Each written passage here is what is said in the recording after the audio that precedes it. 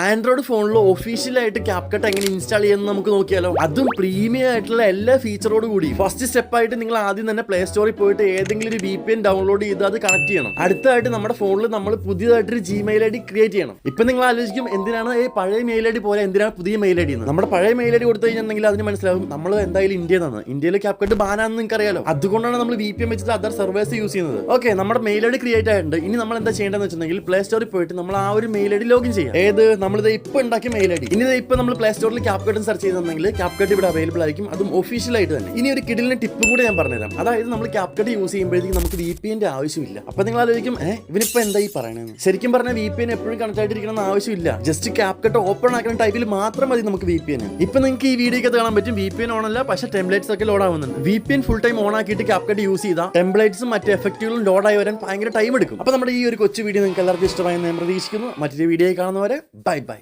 ഒരു മിനിറ്റ്, ഒരു കാര്യം പറയാൻ മറന്നുപോയി. നമ്മുടെ അക്കൗണ്ട് ഒന്ന് ഫോളോ ചെയ്ത് വെച്ചേ.